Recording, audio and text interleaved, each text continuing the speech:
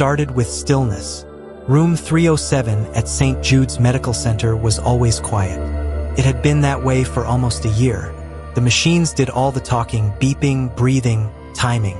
A symphony of life sustained by wires and willpower. Elena Grace was 28 when her car veered off the road during a midnight thunderstorm. They said it was a miracle she survived the crash at all. Her body had healed, but her mind remained trapped. A coma with no timeline, no promises. To the staff, she became a routine. A gentle sponge bath at 7 a.m., vitals at noon, silence in between. To her family, she was a hope held tightly, even when the doctors gave up.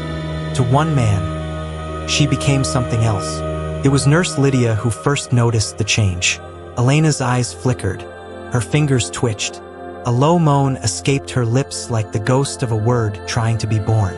And just like that, after 341 days of nothing, she came back. But this wasn't the miracle they had hoped for. 3 weeks after waking, Elena was told she was pregnant.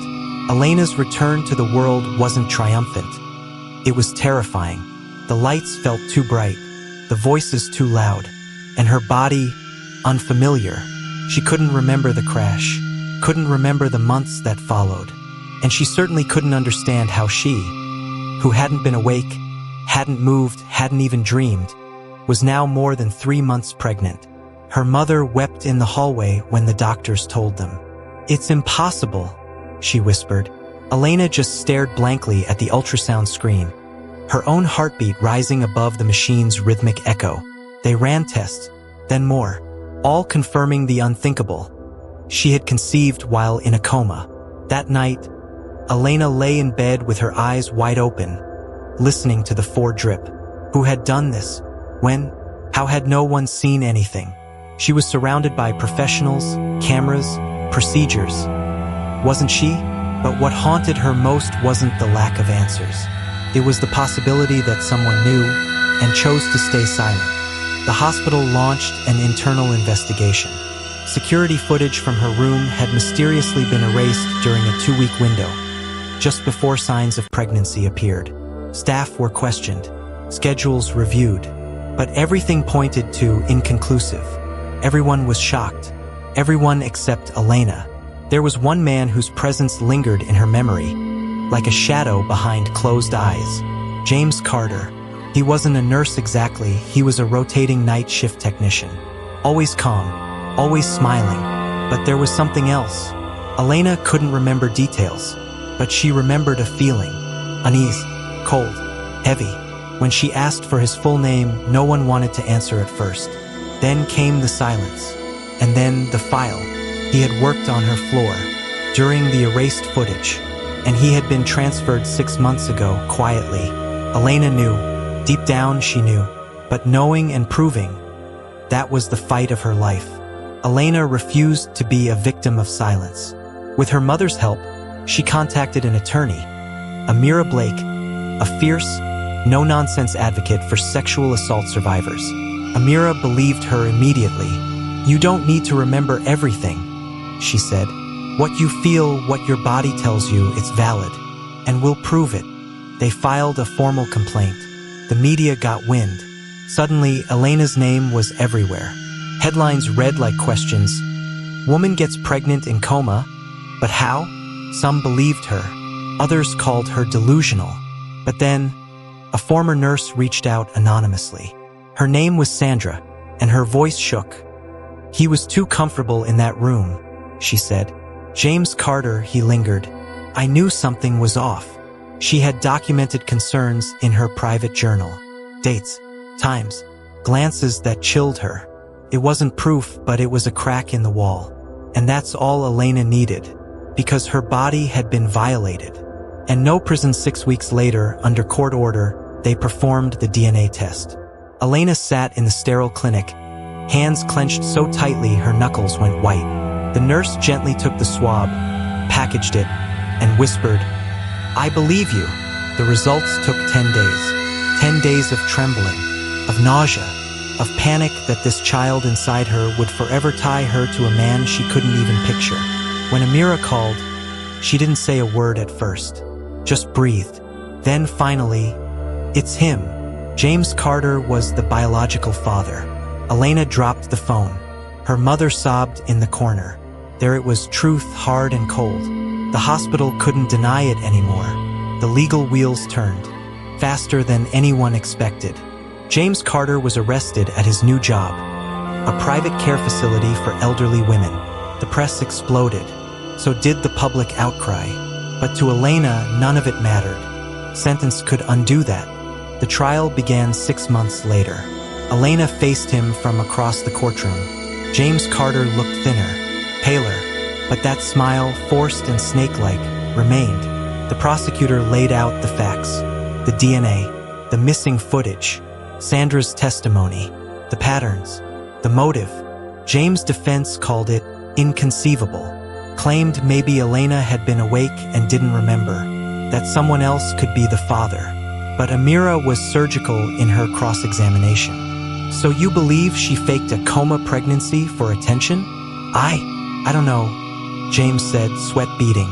You don't know because you can't lie your way out of DNA. The room fell silent. Elena never took the stand. She didn't have to. The evidence spoke louder than she ever could. When the verdict came back guilty, she didn't cry. She just breathed. For the first time in 2 years, she could exhale. Elena gave birth in early spring. A daughter, healthy, quiet, with eyes too deep for someone so small. She named her Lily. People asked if she'd keep the child, if she'd raise her. The truth was complicated. Lily was innocent, but Lily was also a reminder, a scar with soft hands. In the end, Elena chose love. She would raise her, protect her, and one day, when Lily asked where she came from, Elena would tell her the truth, but never let it define her. Therapy became part of their life, support groups, safe spaces, and eventually, Elena began speaking out, advocating for laws that protected unconscious patients, pushing for cameras that couldn't be erased, and for accountability where silence had once lived. She was no longer just a victim. She was a survivor, a mother, a voice for the voiceless. Elena's story spread like wildfire. News outlets picked it up. Talk shows debated the ethics, the legal gaps, the failure of hospital protections. But beyond the headlines, something deeper happened. Survivors started writing to her. Women who had been assaulted in care, in silence, in sleep. Men who had been disbelieved, ridiculed.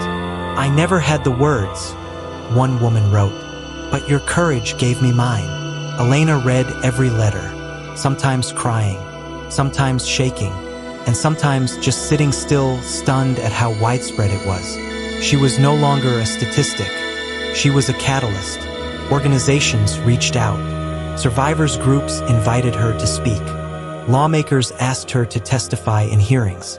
And she did, with Lily in her lap sometimes, with pain in her chest always.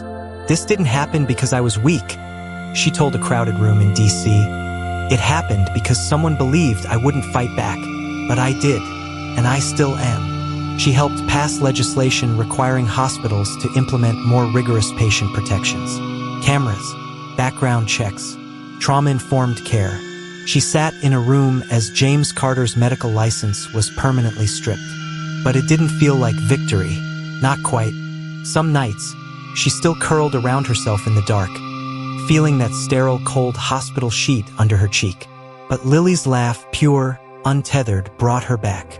Even in the shadows of trauma, something beautiful had survived. Came 3 years after the trial. A letter from prison. The return address made her hand tremble. She opened it. Her eyes scanned fast, like tearing off a bandage. I know what I did. I don't expect forgiveness. I see her photo in the news. Lily, I wonder, will she ever know I'm her father? Her breath caught in her throat. James Carter. No apology. No remorse. Just a shadow trying to creep back in. Elena didn't reply. She brought the letter to her therapist, read it aloud with shaking hands. Then she burned it. But something lingered. Not guilt. Not uncertainty. Control. She needed to see him. Not for closure. Not for answers. But because she wanted to speak. And be heard. And not be afraid. She sat across the plastic prison visitation table from him. He looked older, smaller, not the monster of her nightmares, but a pathetic, cornered man. "I don't know what you thought you'd get from me," Elena said. He stared at her, silent. "You tried to erase me, to make me small, but I'm the one sitting here, not you." She slid a photo of Lily across the table. "This is the last time you'll ever see her. You will never write, never ask. You are nothing to her." He didn't cry. He didn't beg. He just nodded. And Elena stood. The sound of the security gate slamming shut behind her was the most liberating sound she'd ever heard. Lily grew.